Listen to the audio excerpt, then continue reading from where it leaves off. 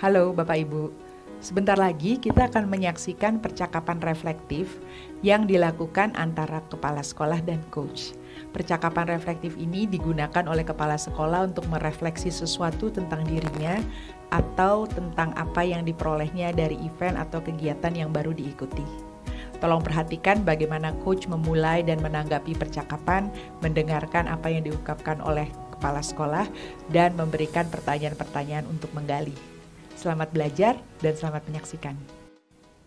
Selamat pagi Mas Lukman, apa kabar nih? Baik, baik Mbak Dita, sehat. Mbak Sehat Dita ya? sehat ya? Sehat, puji Tuhan sehat nih. Mudah-mudahan selalu sehat nih ya dalam kondisi begini.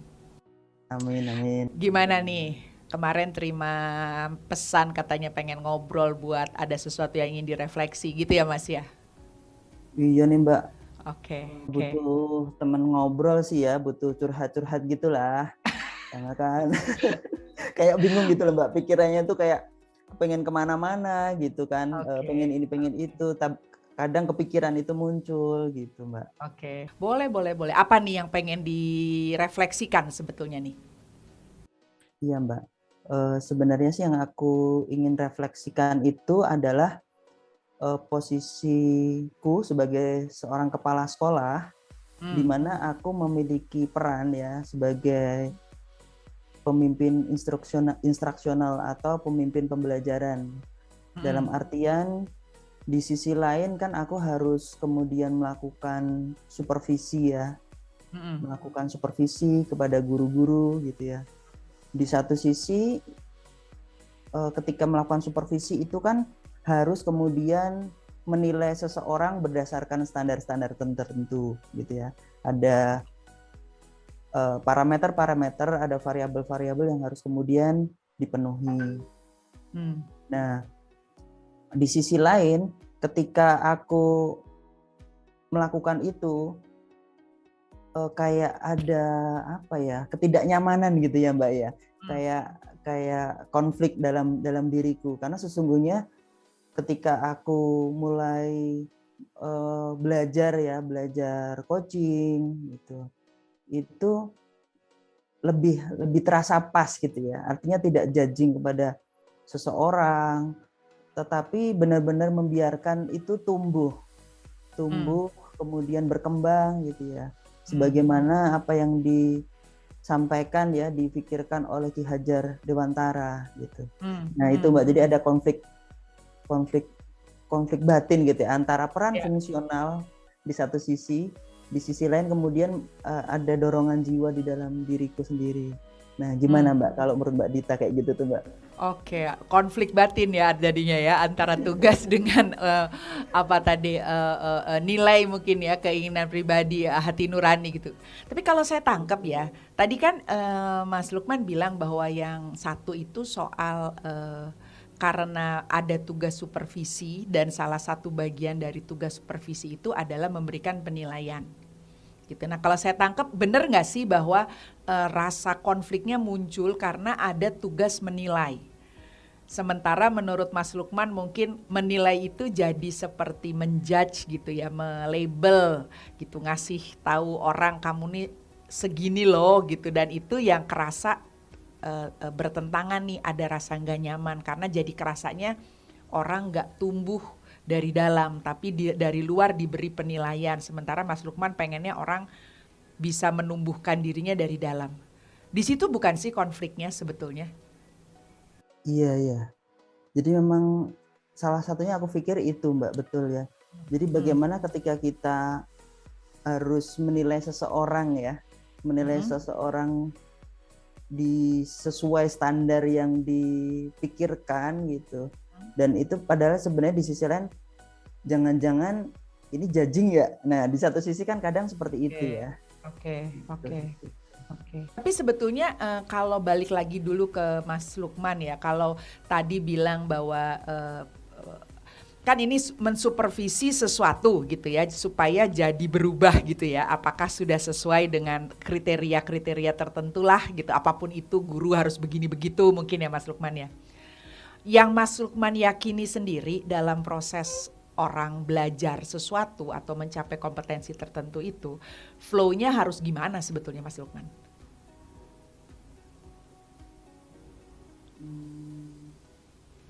Dalam konteks belajar ya Mbak. Iya, dalam konteks kayak tadi guru ini kan Mas Lukman harus mensupervisi guru artinya ya, betul?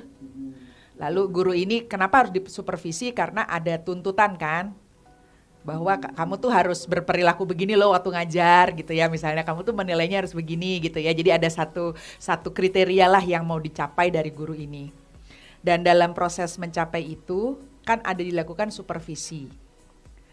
Kalau menurut function daftar tugas dari berdasarkan fungsional ini, cara melakukan supervisinya salah satunya memberikan penilaian ya buat si guru ini.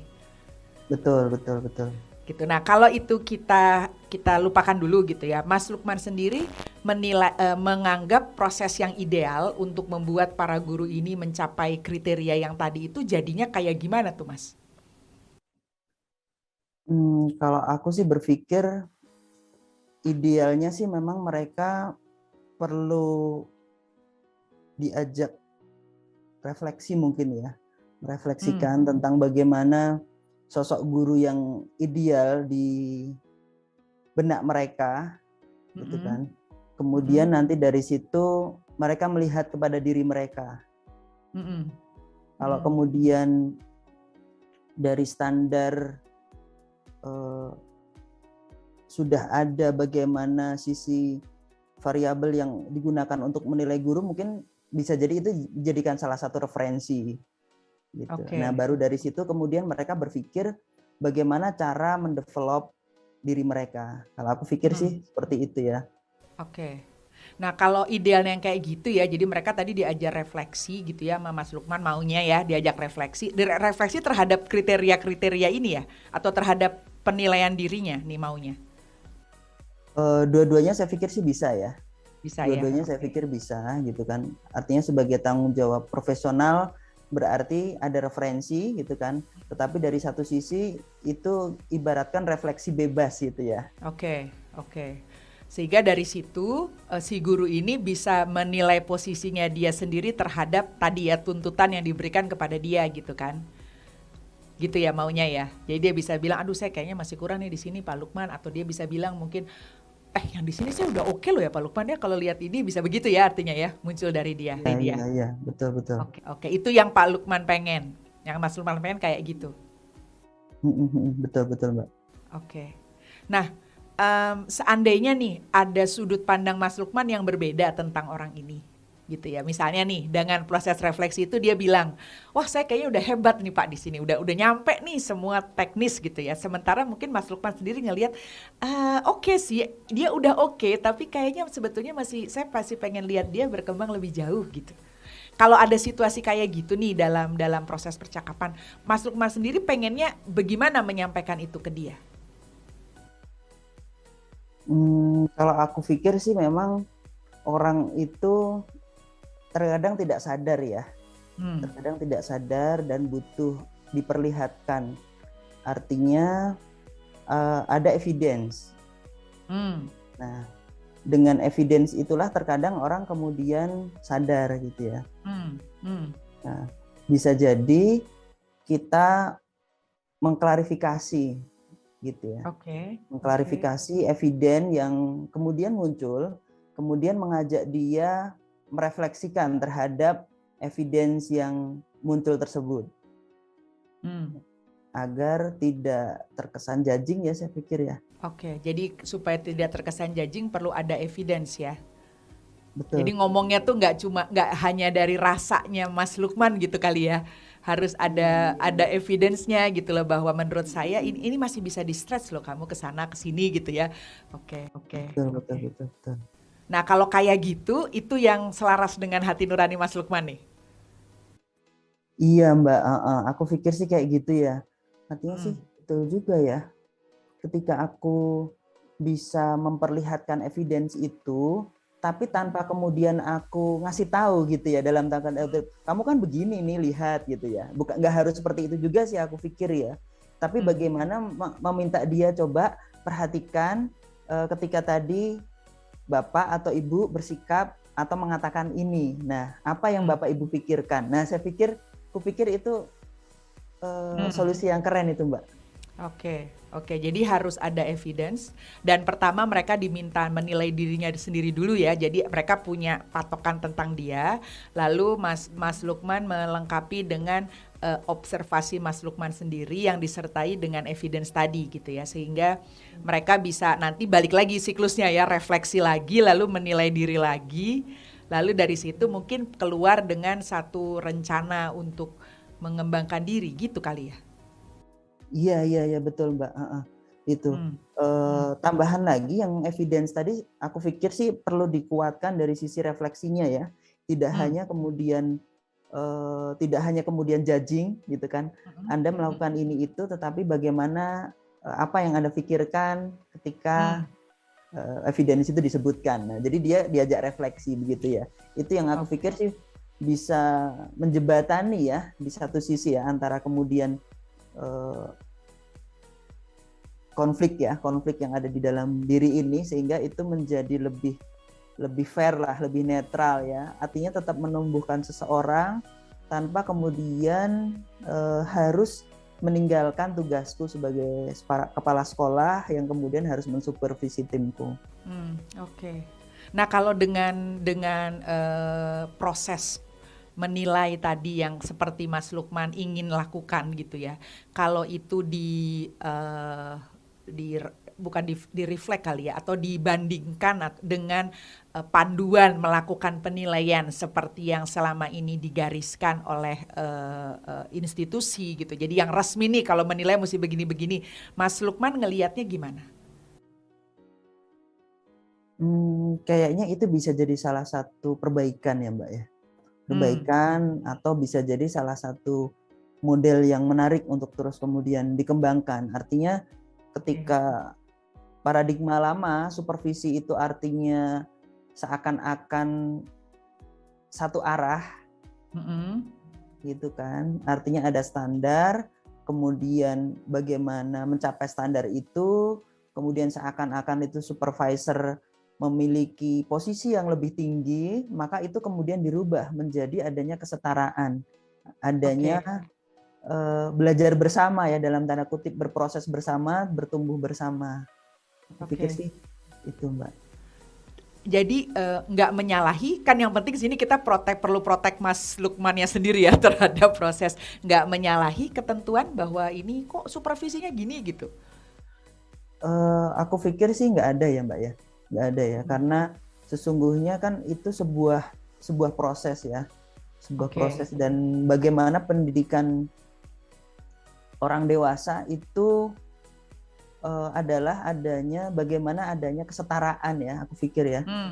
Yang penting, dan memang ini juga perlu diluruskan ya kalau menurutku ya, peran supervisi itu apakah sebagai penilaian kinerja ataukah sebagai sebuah pendidikan dalam tanda kutip, edukasi ya kepada tim kita gitu. Kalau kemudian konteksnya sebagai sebuah edukasi, supervisi di dalam sebuah proses gitu, maka sesungguhnya dengan proses-proses yang seperti itu malah justru lebih menumbuhkan dibandingkan dengan judging ya. Karena judging, aku pernah ngerasain sih Mbak, waktu aku jadi ya guru dan sebagainya itu kok ngerasanya kok judging ya, jadi kayak nggak nyaman gitu ya.